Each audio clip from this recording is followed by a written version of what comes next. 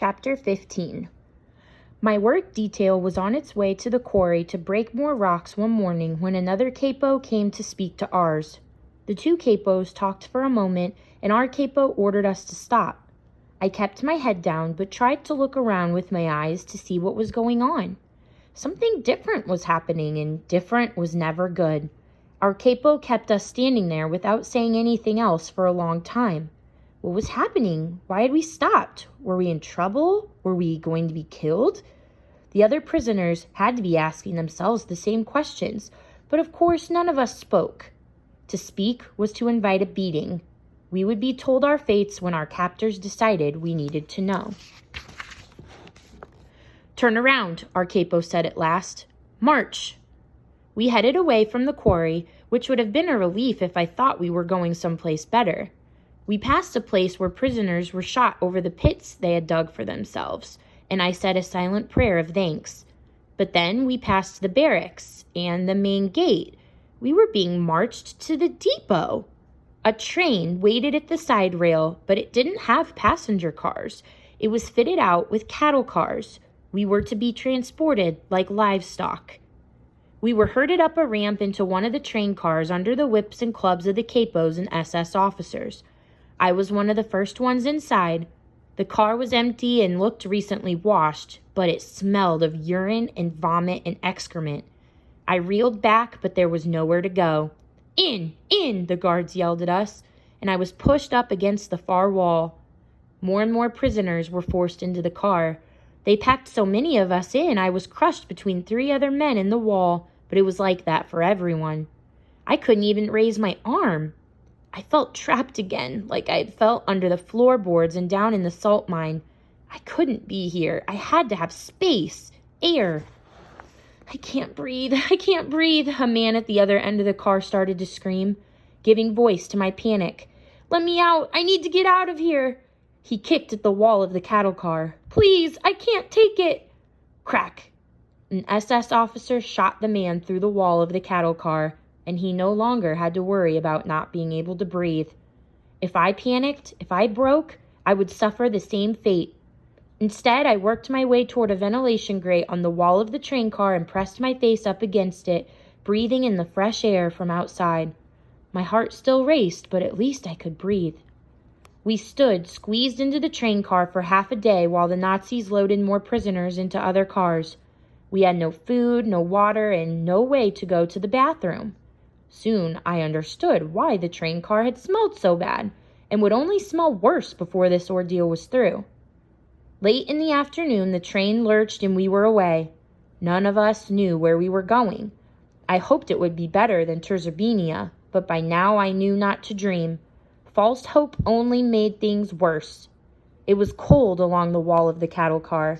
Wind whipped through the spaces in between the car's wooden slats, making me shiver.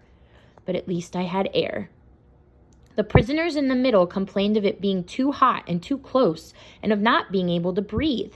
So I shivered while I sucked the freezing air into my lungs, and I didn't complain. As the train made its way to wherever we were going, I watched the landscape slide by. Plazau, Wolishka, Terzerbinia, they had all been right around Krakow, my home. Now I was truly leaving home and seeing the outside world for the first time. I had never imagined it would be under these circumstances.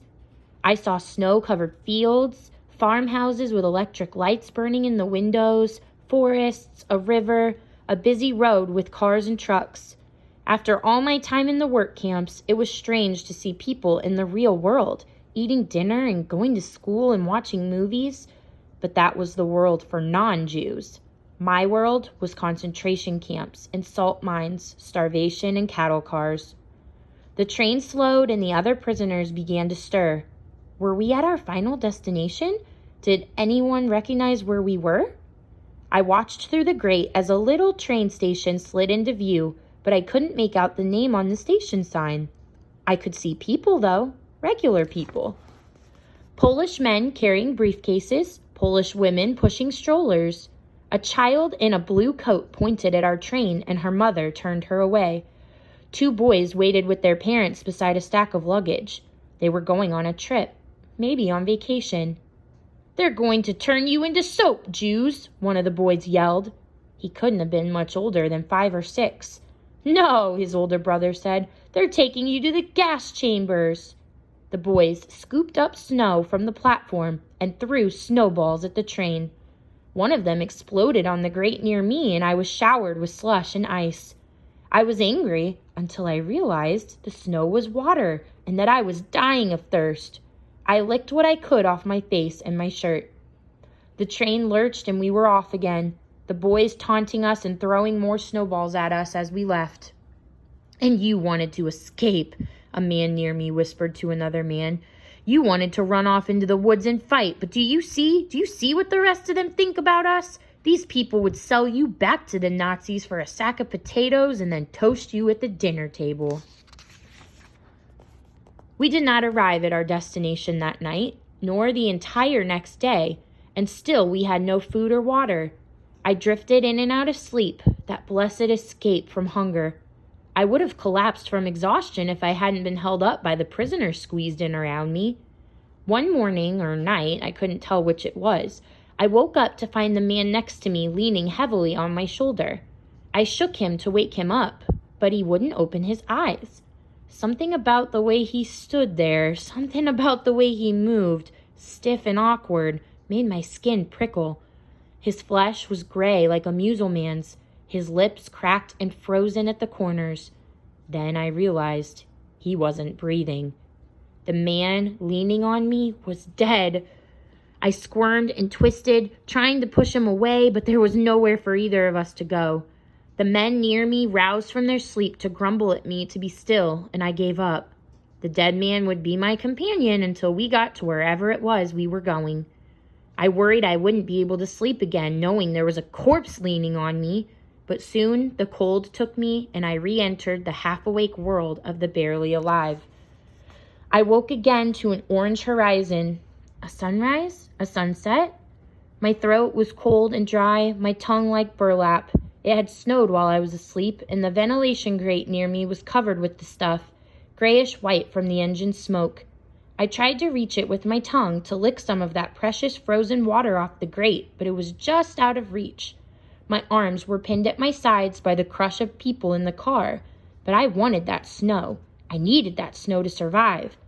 Slowly, painfully, I pulled my arm up between the dead man and the sleeping one beside us.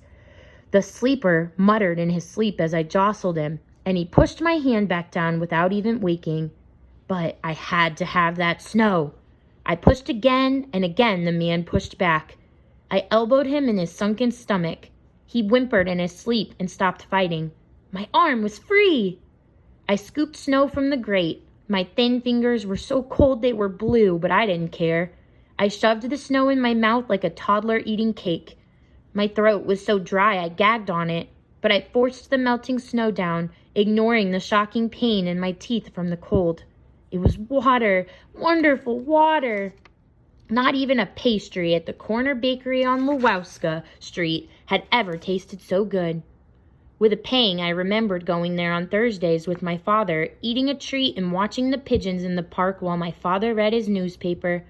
I pushed the memory away and reached for more gray snow. The orange horizon turned out to be a sunrise, which turned into a bright blue winter morning. Our train slowed again, this time not for a station. We were shunted to a side track while another train of cattle cars passed us, going in the opposite direction. The other train slowed and then stopped alongside. "You there!" someone called from across the way. "You there, in the other train!" I squinted through the slats in the wall. There were people in the other train packed in like us. We were all Jews being shipped around occupied Poland like coal or meat. "What?" a man a meter or two away from me answered. "What does our train say? Where are we going?" the man in the other train asked. I hadn't thought the trains would have our destinations on them, but most trains did, I remembered. There were plates at the top that could be switched out for different destinations. I peered through the slats at the other car, trying to see. "Treblinka," I called, seeing the placard at last. "It says you're going to Treblinka. I didn't know the place." "Where are we going?" "Birkenau," the man in the other train called. I had never heard of Birkenau either, but the words spread through the train in scared whispers. Birkenau, Birkenau, Birkenau. The other train rocked and started moving again, and soon we too were on our way. The man next to me, the live one, mumbled and shook his head. What is it? I asked. What's Birkenau? Another work camp? You don't go to Birkenau to work, the man said, his voice hoarse and dry.